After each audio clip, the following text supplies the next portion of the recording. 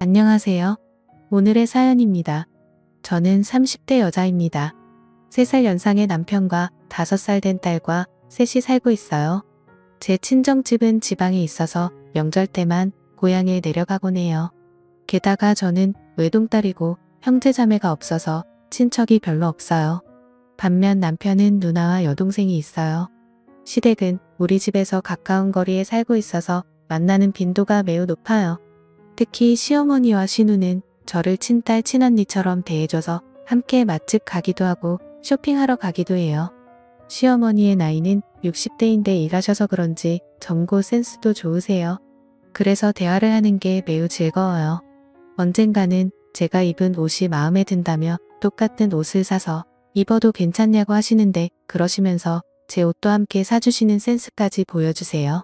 저도 이렇게 예쁘게 늙어가고 싶다는 생각이 들게 하세요. 전업주부인 형님은 자녀가 3명이에요. 육아 상담도 해주고 안 입는 아이 옷이나 안 쓰는 장난감 등을 가져다 주기도 하는 등 정말 든든한 존재예요. 항상 제게 어려운 일이 있으면 언제든 말해달라고 하시는데 이 두 사람이 있어서 저는 이 시댁에 잘 적응할 수 있었다고 생각해요. 다만 시댁 식구 중 시아버지와 아가씨는 저와 교류가 별로 없어요. 시아버지는 일만 하셔서 집에 있는 시간이 적고 만날 기회도 거의 없어요. 아가씨는 독신으로 시댁에 살고 있지만 자주 외출해서 집에 없는 경우가 많아 거의 만나지 못해요.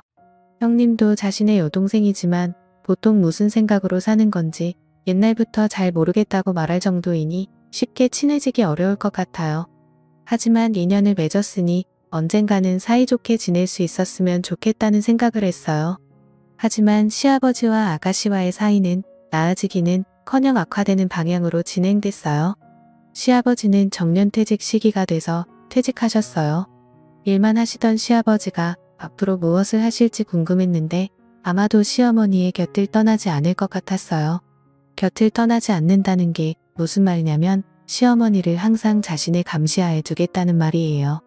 아침에도 시어머니와 같은 시간에 일어나 아침을 준비하는 걸 지켜보고 청소나 빨래 등도 일일이 시어머니를 따라다니며 지켜본다고 했어요. 특별히 간섭하는 건 아니지만 계속 따라다니니까 집안일하기 힘들다고 했어요. 그리고 시아버지는 매일 시어머니의 직장까지 함께 가서 퇴근 시간에 꼭 데리러 온다고도 했고요. 시어머니에게는 퇴근길에 잠깐 카페에 들리는 게 기분 전환의 한 방법이었는데 시아버지가 데리러 오니까 그런 여유도 가질 수 없었다고 해요. 시어머니가 시아버지의 감시에서 벗어날 수 있는 시간은 일하러 갈 때뿐이라는 참으로 갑갑한 일상이 되어버린 거죠. 시어머니는 시아버지에게 어디 놀러라도 좀 다니라고 은근슬쩍 시아버지를 혼자 어딘가로 보내려고 했지만 시아버지의 대답은 노였어요. 딱히 혼자 가고 싶은 곳이 없다며 거절하신 거죠. 저와 형님은 그 상황을 듣고 어떻게든 시어머니를 시아버지에게서 떼어놓을 수 없을까 고민했어요. 우선 시어머니만 점심에 초대했는데 약속 장소에 시아버지도 함께 오셨어요. 여자끼리의 모임이었는데 시아버지가 계시니 하고 싶은 이야기 반도 하지 못한 채 점심을 마쳤어요. 식사를 마치자마자 바로 돌아가는 부모님 그 뒷모습을 보면서 형님과 어떻게든 시어머니를 자유롭게 해주고 싶다는 생각이 들었어요. 시어머니가 출근하지 않는 날이 시어머니에게 가장 힘든 날이 된 거죠. 시아버지는 시어머니를 감시하고 있지만 특별히 외출은 하지 않는 것 같았어요. 형님이 시아버지에게 시어머니도 자유시간이 필요하다고 항의했는데 시아버지가 이렇게 말했어요. 자유시간? 나는 엄마의 시간을 뺏는 게 아니라 그냥 따라다니는 것뿐이야. 그게 뭐 어때서 그래? 엄마의 자유는 어떻게 하죠? 여자들끼리의 식사 모임까지 따라다니는 건 정말 이해할 수 없는데 말이에요. 엄마는 퇴근길에 카페에서 여유롭게 시간을 보내는 걸 좋아하시는데 그마저도 못하게 하시는 건 엄마를 괴롭히는 거나 마찬가지라고요. 이건 나랑 엄마의 문제야. 너는 아무 상관없는 일이니까 끼지 말고 있어. 시아버지는 그렇게 말하고는 자기 방으로 돌아갔다고 해요. 시아버지의 스토커 같은 행동 어떻게 하면 해결할 수 있을까? 시아버지가 시어머니를 따라다니기 시작한 지 3개월이 지났어요. 그리고 최근 들어 시어머니의 건강이 나빠지는 것 같았어요. 시어머니는 그동안 감기에 한 번 걸리지 않으시는 분이셨거든요. 그런데 시어머니를 만나러 가면 왠지 모르게 기운이 없어 보였어요. 게다가 안색도 매우 안 좋아 보였어요. 어머님 몸이 안 좋으시면 제가 집안일 도와드릴게요. 라고 말했는데 시어머니가 대답하기도 전에 시아버지가 며느라 이 집의 집안일은 이 사람이 하기로 돼 있어. 우리 집의 규칙을 잘 모르나 본데 며느리가 도와줄 수 있는 건 아무것도 없어. 잘 모르면서 도와주겠다고 함부로 말하지 마. 우리가 도와주러 오는 것조차 거부하셨어요. 시어머니는 그런 모습을 보고 며느라 나는 괜찮으니까 걱정하지 마. 건강은 내 장점이야. 아직 건강은 이상 없어. 라고 말했지만 시어머니의 얼굴은 좋아 보이지 않았어요. 시어머니의 건강이 걱정돼서 시간 내서 시댁에 자주 찾아뵙고 했어요. 그러던 어느 날 시어머니는 누가 봐도 병원에 데려가야 할 정도로 몸이 많이 쇠약해졌어요.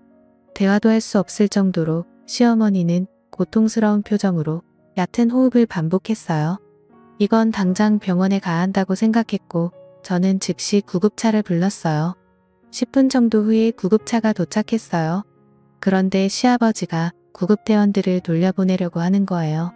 우리 집에는 아픈 사람이 없다며 빨리 돌아가라고 구급대원들을 다그치는 거죠. 저는 시아버지가 도대체 왜 이러는 거지?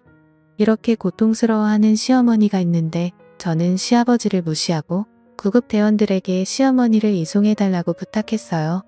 시아버지는 끝까지 병원은 무슨 병원이냐며 소리를 치셔서 제가 구급차에 동승했어요. 병원에 도착하자마자 남편에게 연락했어요. 남편은 형님과 아가씨에게 연락을 했고요. 형님은 곧장 병원으로 오겠다고 했다는데 아가씨는 연락이 되지 않는다고 했어요. 구급차에 실려갔다는 메시지를 봤으면 연락 한 통이라도 하는 게 정상이라고 생각하는데 말이죠. 제가 아가씨에 대해 이상하게 느끼고 있을 때 남편과 형님이 병원에 도착했어요. 시어머니는 곧장 수술실로 들어갔어요. 셋이서 기약 없이 수술실 앞을 기다렸는데 수술실 문이 열리고 담당 의사가 나오더니 시어머니가 수술 중에 안타깝게 돌아가셨다는 이야기를 했어요. 우리는 너무 놀랐어요. 그때 시아버지와 아가씨가 나타났어요. 남편이 왜 이렇게 늦었냐며 엄마가 방금 돌아가셨다고 울부짖었는데 아가씨는 자기 엄마가 죽은 것에 대해 무덤덤해 보였어요. 어머 그랬구나. 건강 자랑을 그렇게 하더니만 저는 아가씨 말에 화가 치밀어 올랐어요. 제가 입을 열려고 하는 순간 형님이 먼저 엄마가 죽었다는데 그게 할 말이냐며 그런 태도로 있을 거면 당장 돌아가라고 분노 섞인 말을 내뱉었어요. 아가씨는 알겠어. 가라니까 갈게. 이런 분위기 속에 나도 계속 있기 싫어. 라고 말하고 돌아갔어요. 시아버지는 이렇게 될 줄 알았는지 돌아가는 아가씨를 따라 함께 사라졌어요. 남은 우리는 다시는 저 사람들과 엮이지 말자고 다 같이 고개를 끄덕였어요. 장례식은 많은 사람들의 배움을 받으며 무사히 끝났어요. 시아버지와 아가씨가 종은객을 맞이할 때는 뭔가 매우 불쾌했어요. 얼마 후 시어머니의 유품을 정리하기 시작했어요. 추억의 물건이 많아 유품 정리가 좀처럼 진행되지 않았어요. 그러던 중 시어머니가 쓰시던 화장대 안쪽에서 일기장을 발견했어요. 안 좋은 생각이 들면서도 호기심의 일기를 읽어봤어요. 처음엔 아직 시아버지가 은퇴하기 전 저와 형님과 함께 나갔던 추억이 즐거운 어조로 적혀 있었어요. 그 후 시아버지가 은퇴한 후에는 그래서도 힘든 분위기가 느껴졌어요. 혼자 행동하는 것을 용납하지 않는다. 딸을 만나러 갈 때만큼은 혼자 가도록 좀 해주지. 라는 등의 시아버지에 대한 불만이 적혀 있었어요. 그리고 돌아가시기 한 달 전쯤의 일기에는 요즘 컨디션이 좋지 않다. 내 몸에 이상이 있는 것 같은데 병원에 못 가게 한다. 이대로 쓰러지면 어떻게 될까? 라는 불안한 내용이 많이 적혀 있었어요. 그리고 가장 중요한 건 돌아가시기 전날의 일기에 적혀 있었어요. 그것은 너무 충격적인 내용이었어요. 저는 바로 남편과 형님에게 전화해서 시어머니의 일기 내용을 들려줬어요. 그러자 남편은 곧바로 경찰에 연락을 취했어요. 경찰이 도착할 때까지 일기를 지켜야 했기 때문에 저는 일기를 품에 안고 지키고 있었어요. 경찰이 도착할 때까지 저는 불안에 떨었고 10분 후에 도착한 경찰관에게 몰래 현관에서 시어머니의 일기를 보여주었어요. 읽어 내려가는 경찰관 드디어 마지막 페이지가 나오자 경찰관은 얼굴을 찡그리며 약간 떨고 있는 것처럼 보였어요. 그 이유는 다른 방에서 유품 정리를 하고 있던 시아버지와 아가씨에게 경찰관이 다가갔고 두 사람은 처음엔 놀란 표정을 지었지만 경찰이 여긴 무슨 일이냐며 화를 냈어요. 경찰관은 시아버지와 아가씨에게 이야기했어요. 이 일기에 마지막에 두 분이 지난 한 달 동안 식사에 독국물을 넣었다고 적혀 있네요. 이게 사실인가요? 그럴 리가 없잖아요. 우리가 어떻게 독을 넣었다는 거예요? 라고 아가씨가 반박했어요. 여기에 적힌 거 보면 한 달 전부터 막내 따님이 요리하기 시작했다고 하고 돌아가신 분은 기쁘긴 한데 동시에 뭔가 좀 이상한 맛이 났다고 적혀져 있네요. 요리하면서 소량씩 독을 넣은 것 아니니까. 시아버지와 아가씨는 입을 다물었어요. 그러자 형님이 어떻게 엄마에게 독이 든 음식을 먹일 수 있냐며 들키지 않을 줄 알았냐고 다그쳤어요. 그리고 그때 여러 명과 함께 온 경찰관 중 한 명이 마당에서 농약을 발견한 거예요. 독약이 이거일지도 모르겠다며 보여준 거죠. 그러자 시아버지와 아가씨가 당황한 표정을 지었어요. 증거인멸이라는 말을 모르는 건지 너무 쉽게 증거물을 발견하게 된 거죠. 수상한 모습의 낌새를 알아차린 경찰들은 두 사람을 바로 경찰서로 데려갔어요. 가급적이면 직접 시어머니를 죽인 이유를 듣고 싶었지만 그건 나중에 들어야 했어요. 시아버지와 아가씨가 연행되자 시댁은 갑자기 조용해졌어요. 저 두 사람이 솔직하게 범행을 인정할까? 약간의 걱정은 있었지만 사망사고이니 분명 제대로 수사할 거예요. 그리고 정말 시어머니를 죽인 게 맞다면 그에 맞는 처벌을 꼭 받게 해야죠. 다음날 시아버지와 아가씨가 범행을 인정했다는 연락을 경찰로부터 받았어요. 그리고 궁금한 범행 동기에 대해 먼저 시아버지부터 이야기했어요. 시아버지는 시어머니가 좋아하는 사람이 있어서 자신과 이혼을 준비하고 있다고 생각했대요. 그래서 시어머니의 모든 행동을 간섭하고 혼자만의 시간을 주지 않은 거죠. 이 이야기를 듣고 궁금했던 건 시아버지가 누구한테 이런 이야기를 들은 건가였어요. 적어도 저나 남편이나 형님은 이런 말을 한 적이 단 한 번도 없었거든요. 분명 시어머니는 시아버지 말고는 좋아하는 사람이 없었어요. 이건 정말 확실했어요. 나도 나중에 정년퇴직하게 되면 남편이랑 둘이서 여행 다니고 싶어, 그동안 못했던 것들도 둘이서 함께 해보고 싶어 라고 수줍게 말씀하시던 모습이 아직 선명하게 기억나거든요. 이런 시어머니를 의심하다니. 그리고 아가씨의 동기는 바로 돈 때문이었어요. 아가씨는 벌이가 그렇게 많지 않았는데도 유흥에 빠져 있었나 봐요. 빚도 생겼고 그 빚을 갚지 못해 악순환되고 있었던 거죠. 그래서 시어머니에게 도와달라고 했지만 온갖 족을 먹고 거절당했다고 해요. 그렇다면 차라리 유산이라도 빨리 받아야겠다는 무서운 생각을 하게 된 거죠. 하지만 혼자서는 할 수 없다고 생각해서 시아버지를 이용하는 방법을 생각해낸 거예요. 즉 시아버지에게 시어머니가 좋아하는 사람이 있다는 거짓말을 한 게 아가씨였던 거죠. 시아버지는 또 그 거짓말에 순순히 속아 넘어간 거고요. 결국 모든 원흉은 아가씨였던 게 밝혀졌어요. 시아버지는 자신의 짧은 생각으로 이런 일이 생겼다며 울면서 후회한다고 했어요. 만약 시어머니를 정말 잘하는 사람이었다면 절대 그럴 사람이 아니라는 것쯤은 너무나 쉽게 알 수 있었을 텐데 바보같이 아가씨 말만 믿다니.